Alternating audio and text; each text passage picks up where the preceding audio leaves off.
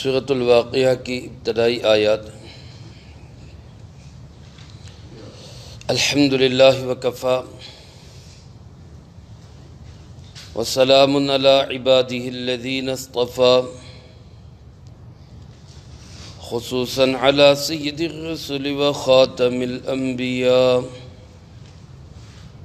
وعلی آلہ واصحابہ الاتقیاء۔ اما بعد فاعوذ باللہ من الشیطان الرجیم، بسم اللہ الرحمن الرحیم۔ اذا وقعت الواقعہ لیس لوقعتها کاذبہ خافضۃ رافعہ، اذا رجت الارض رجا وبست الجبال بسا فكانت هباء منبثا وكنتم أزواجا ثلاثا فأصحاب الميمنة ما أصحاب الميمنة وأصحاب المشأمة ما أصحاب المشأمة والسابقون السابقون أولئك المقربون فی جنات النعیم۔ اس سورۃ مبارکہ کا نام سورۃ الواقعہ ہے، جو اس کی پہلی ہی آیت سے لیا گیا ہے۔ مکی سورت ہے، ترتیب کے لحاظ سے 56ویں سورت کا درس شروع ہونے جا رہا ہے، یعنی اس سے پہلے 55 سورتوں کا درس الحمدللہ مکمل ہو چکا ہے۔ اللہ پاک قبول فرمائے اور عافیت سلامتی کے ساتھ تکمیل کی توفیق نصیب فرمائے۔ نازل ہونے کے اعتبار سے اس کا نمبر 46 ہے۔ علماء نے لکھا ہے سورۃ طٰہٰ کے بعد مکی دور کے اندر یہ سورت نازل ہوئی۔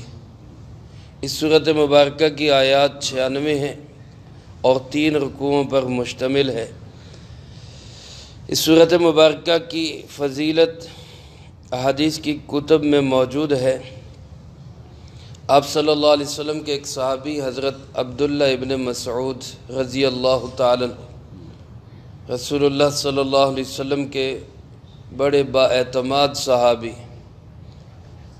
شروع دور میں ہی اسلام قبول کیا اور پھر ساری زندگی آپ صلی اللہ علیہ وسلم کی وفاداری کی۔ اتنے خدمت گزار تھے کہ صحابہ اکرام رضی اللہ تعالی عنہ مجمعین میں صاحب السواک، صاحب الوسادہ، صاحب النعلین اس عنوان سے مشہور تھے۔ آپ صلی اللہ علیہ وسلم کی مسواک اٹھانے والے، آپ صلی اللہ علیہ وسلم کا تکیہ اور بستر اٹھانے والے، آپ صلی اللہ علیہ وسلم کے جوتے مبارک کو سنبھالنے والے حضرت عبداللہ ابن مسعود رضی اللہ تعالیٰ عنہ۔ حضرت سلمان فارسی رضی اللہ تعالیٰ عنہ فرماتے، میں جب مسلمان ہوا تو شروع میں تو میں یہ سمجھتا رہا کہ یہ رسول اللہ صلی اللہ علیہ وسلم کے گھر کا کوئی فرد ہے۔ اتنا آنا جانا تھا آپ صلی اللہ علیہ وسلم کے گھر میں ان کا، میں سمجھتا تھا کہ یہ تو اہل بیت میں سے۔ بعد میں پتہ چلا کہ نہیں، یہ بھی ایک صحابی رسول ہی ہے۔ رسول اللہ صلی اللہ علیہ وسلم کو ان کے تفقہ پہ، ان کے علم پہ اور ان کے سیکھنے پہ اتنا اعتماد تھا کہ سرکار دو عالم صلی اللہ علیہ وسلم نے فرمایا، اگر کسی معاملے میں میرے سارے صحابہ کی رائے ایک طرف ہو اور عبداللہ ابن مسعود رضی اللہ تعالیٰ عنہ کی رائے دوسری طرف ہو تو آپ نے فرمایا کہ میں عبداللہ ابن مسعود کی تائید کروں گا۔ دبلے پتلے نحیف سا جسم، لیکن بڑے زیرک، بڑے دانا اور بڑے سمجھدار صحابی تھے۔ ہمارے امام اعظم ابو حنیفہ رحمۃ اللہ علیہ، جن کے ہم مقلد ہیں، ان کی فقہ کا بڑا ماخذ، یعنی انہوں نے جو مسائل بیان کیے ہیں وہ مسائل انہوں نے کہاں سے لیے؟ وہ زیادہ تر مسائل انہوں نے عبداللہ ابن مسعود رضی اللہ تعالیٰ عنہ سے لیے، کیونکہ یہ بھی کوفہ میں تھے، تو آپ امام ابو حنیفہ رحمۃ اللہ علیہ نے بھی وہیں سے تعلیم حاصل کی۔ یہ حضرت عبداللہ ابن مسعود رضی اللہ تعالیٰ عنہ سن 32 ہجری میں ان کا انتقال ہوا، 32 ہجری کے اندر۔ حضرت عثمان رضی اللہ تعالیٰ عنہ اس وقت امیر المومنین تھے، تو یہ جب بیمار ہوئے، مرض الوفات میں تھے، تو امیر المؤمنین حضرت عثمان رضی اللہ تعالیٰ عنہ ان کی عیادت کے لیے تشریف لائے، ان کے گھر آئے، تو آ کے بیٹھے، سلام دعا کے بعد پوچھا ما تشتکی، آپ کو کیا تکلیف ہے، کیا بیماری ہے، کیا ہوا ہے؟ جیسے بیمار سے بندہ جا کے پوچھتا ہے کیا ہوا ہے، پوچھا ما تشتکی، کیا ہوا ہے آپ کو؟ تو حضرت عبداللہ ابن مسعود رضی اللہ تعالیٰ عنہ فرمانے لگے ذنوبی، میری تکلیف میرے گناہ ہیں۔ اندازہ کریں میرے عزیز دوستو، آج ہم پتہ نہیں اپنے آپ کو کیا کیا سمجھتے ہیں، اتنا اللہ کے محبوب کا قریب قرب رکھنے والا صحابی، اور وہ کیا کہہ رہے ہیں، میری تکلیف میرے گناہ ہیں۔ حضرت عثمان رضی اللہ تعالیٰ عنہ نے پوچھا ما تشتہی، آپ چاہتے کیا ہیں؟ کوئی آپ کی خواہش، کوئی آپ کی چاہت ہو؟ تو حضرت عبداللہ ابن مسعود رضی اللہ تعالیٰ نے فرمایا رحمت ربی، میں صرف اپنے رب کی رحمت چاہتا ہوں اور کچھ نہیں چاہیے۔ حالانکہ 44 لاکھ مربع میل کا حاکم گھر آیا ہوا ہے، بندہ کوئی بھی سوال کر سکتا ہے، لیکن کیا کہا، رحمت ربی، مجھے بس رب کی رحمت چاہیے۔ تو حضرت عثمان رضی اللہ تعالیٰ عنہ نے خود ہی فرمایا آمر لک الطبیب، کیا میں آپ کے لیے کسی اچھے ڈاکٹر یا طبیب معالج کا انتظام کر دوں؟ ظاہر حاکم وقت کسی معالج کو کہہ دے تو کتنا بڑا معالج آئے گا۔ تو حضرت عبداللہ ابن مسعود رضی اللہ تعالیٰ عنہ فرمانے لگے الطبیب امرضنی، طبیب نہیں تو مجھے بیمار کیا ہے۔ جس طبیب یعنی حقیقی طبیب، حقیقی علاج کرنے والا اور شفا دینے والا تو کون ہے؟ اللہ ہے، اسی اللہ نے تو بیمار کیا ہے، پھر اور کون سے طبیب کی ضرورت ہے؟ وہ سمجھ گئے کہ بھائی ان کی حالت جو ہے نا اللہ کی محبت میں بڑی فنا ہوئی پڑی۔ تو حضرت عثمان رضی اللہ تعالیٰ عنہ نے کہا کہ آپ کے لیے کوئی نفقہ بھیج دوں، کوئی خرچہ پیسہ وغیرہ وظیفہ بھیج دوں؟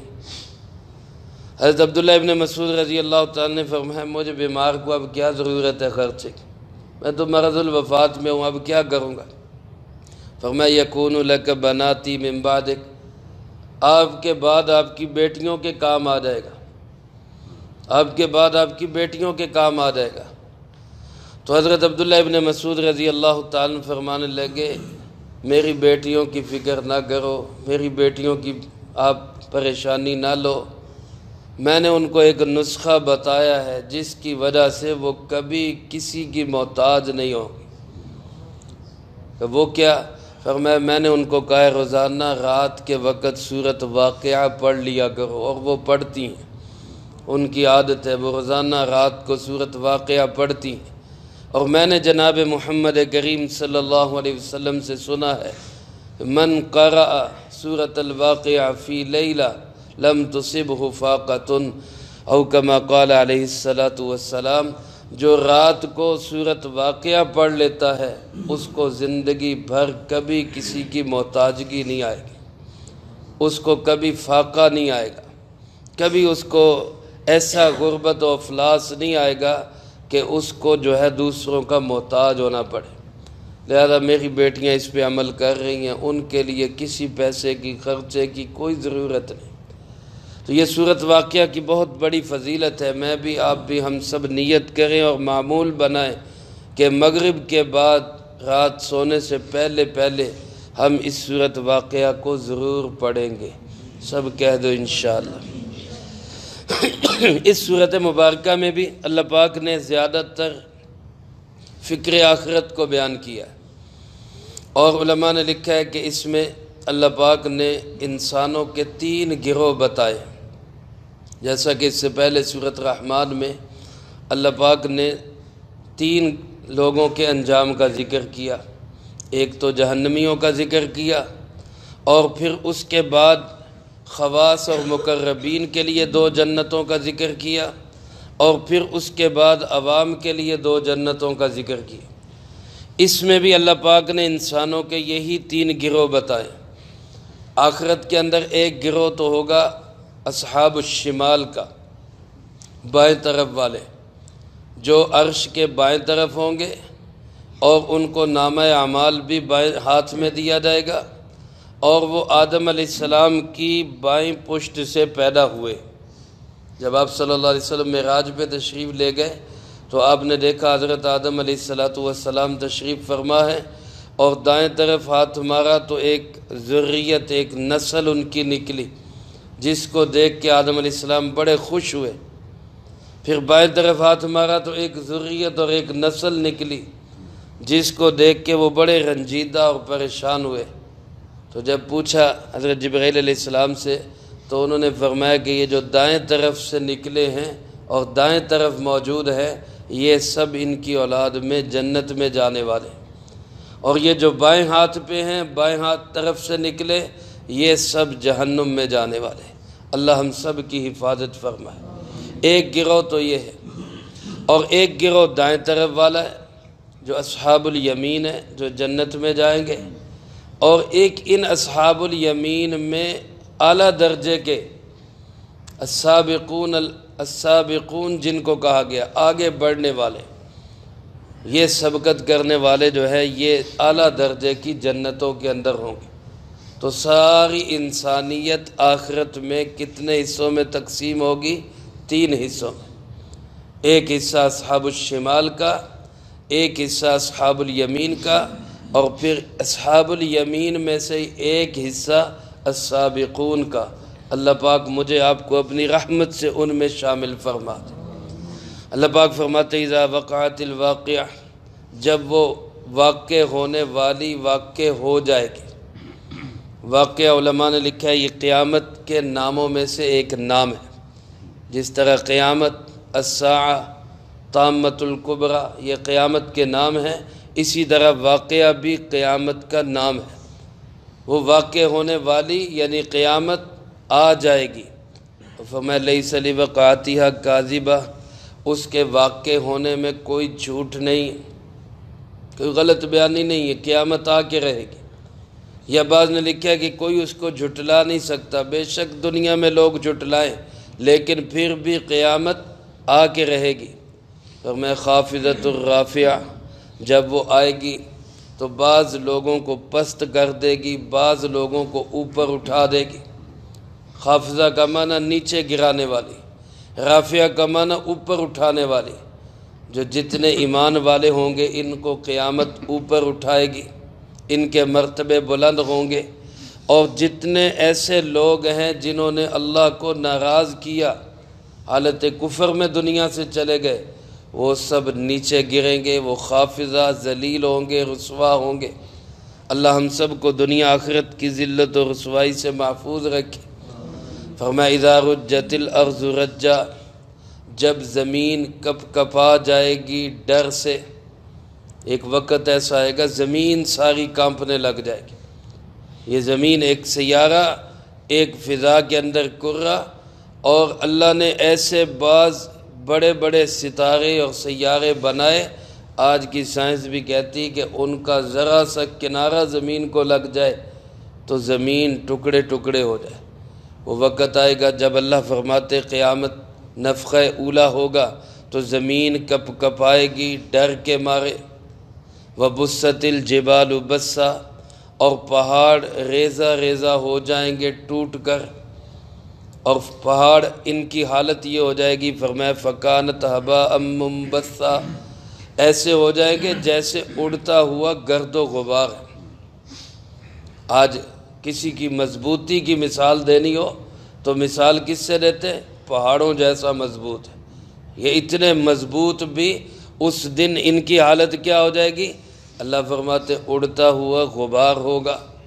دوسری جگہ فرمایا کالعہن المنفوش، جیسے دھنی ہوئی روئی ہوتی ہے، جیسے روئی کے گالے فضا میں بکھر رہے ہوتے ہیں، اس طرح یہ پہاڑ فضا کے اندر بکھرے ہوئے ہوں گے۔ اللہ فرماتے وَكُنْتُمْ أَزْوَاجًا ثَلَاثًا، اس دن تم لوگ 3 گروہوں میں تقسیم ہوو گے۔ ساری انسانیت کتنے گروہوں میں تقسیم ہوگی؟ 3 میں۔ فَأَصْحَابُ الْمَيْمَنَةِ مَا أَصْحَابُ الْمَيْمَنَةِ، پس دائیں والے کتنے ہی اچھے ہیں دائیں والے۔ اصحاب المیمنہ، جو عرش کے دائیں جانب ہوں گے، جن کو نامہ اعمال دائیں ہاتھ میں ملے گا، جو آدم علیہ السلام کی دائیں جانب بیٹھے تھے اور دائیں جانب سے نکلے تھے، یہ دائیں طرف والے اللہ فرماتے کتنے اچھے ہیں یہ دائیں طرف والے۔ وَأَصْحَابُ الْمَشْأَمَةِ مَا أَصْحَابُ الْمَشْأَمَةِ، اور بائیں طرف والے کتنے برے ہیں یہ بائیں طرف والے۔ یہ جو لوگ جن کو نامہ اعمال بائیں ہاتھ میں ملے گا، جو عرش کے بائیں جانب بیٹھے ہوئے ہوں گے، اور جو آدم علیہ السلام کی بائیں سائیڈ سے پیدا ہوئے، یہ ہے اصحاب المشأمہ، بائیں طرف والے۔ اللہ مجھے آپ کو دائیں طرف والوں میں شامل فرمائے۔ اور اس سے اعلیٰ گروہ کیا ہوگا؟ فرمایا والسابقون السابقون، اور آگے بڑھنے والے تو آگے بڑھنے والے، وہ تو ان کی تو کیا ہی شان ہو۔ یہ بھی اصحاب المیمنہ ہے، دائیں طرف والوں میں یہ بھی داخل ہے، لیکن یہ دائیں طرف والوں میں سے بھی آگے بڑھنے والے۔ بعض علماء نے لکھا ہے یہ سبقت کرنے والے لوگ کون ہیں؟ فرمایا جن کو حق کی طرف بلایا جائے تو وہ قبول کر لیں، جن سے حق مانگا جائے تو وہ ادا کر دیں، جو کسی کا حق اپنے ذمے رہنے نہ دے، یہ لوگ ہیں سبقت کرنے والے۔ بعض علماء نے لکھا ہے یہ وہ لوگ ہیں جو مسجدوں کو آباد کرنے والے، ہر نماز جماعت مسجد کے اندر آ کے ادا کرتے، وہ لوگ ہیں سبقت کرنے والے۔ بعض نے لکھا ہے جو لوگ دین کے ہر کام میں آگے بڑھنے والے۔ علماء نے لکھا ہے یہ ساری صفات جن کے اندر ہوں، جو دنیا کے اندر دین کے کاموں میں خود آگے بڑھے گا، پہل کرے گا۔ کوئی بھی دین کا تقاضا آیا، اس کی کوشش ہو کہ میں پہلے چلا جاؤں، میں اس کو پورا کر دوں، تو جو دنیا میں نیکی کے کاموں میں آگے بڑھے گا، وہی آخرت کے اندر السابقون السابقون میں شامل ہوگا۔ اللہ پاک اپنی رحمت سے ہمیں بھی ان میں شامل فرمائے۔ ان سابقون کے متعلق فرمایا اولئک المقربون، یہی تو ہیں جو اللہ کے بڑے قریب ہوں گے۔ علماء نے لکھا ہے ان کی کرسیاں عرش کے سامنے لگی ہوئی ہوں گی، اللہ کے سامنے بیٹھے ہوئے ہوں گے، اور یہ تھوڑے ہوں گے، اصحاب الیمین بھی زیادہ، اصحاب الشمال بھی زیادہ، اور یہ جو سابقون السابقون ہیں یہ تھوڑے ہوں گے اور عرش کے سامنے بیٹھے ہوئے ہوں گے، اللہ کے قریب ہوں گے۔ اللہ پاک فرماتے فی جنات النعیم، یہ نعمتوں والے باغات میں ہوں گے۔ آگے پھر انہی 2 گروہوں کی آخرت کے اندر جو عزت ہوگی، جو اعزاز ہوگا، اللہ پاک نے اس کو ذرا کھول کے بیان فرمایا، اس کا تذکرہ اگلی آیات میں آئے گا۔ اللہ پاک سے دعا ہے اللہ مجھے آپ کو سب کو قرآن و سنت کی صحیح سمجھ نصیب فرمائے، اور اس پہ عمل کر کے دوسروں تک پہنچانے کی توفیق عطا۔ اللہم انت السلام و منک السلام، تبارکت ربنا و تعالیت یا ذا الجلال والاکرام۔ اللہم اعنا علی ذکرک و شکرک و حسن عبادتک۔ اللہم احسن عاقبتنا فی الامور کلیہا و اجرنا من خزی الدنیا و عذاب الآخرہ۔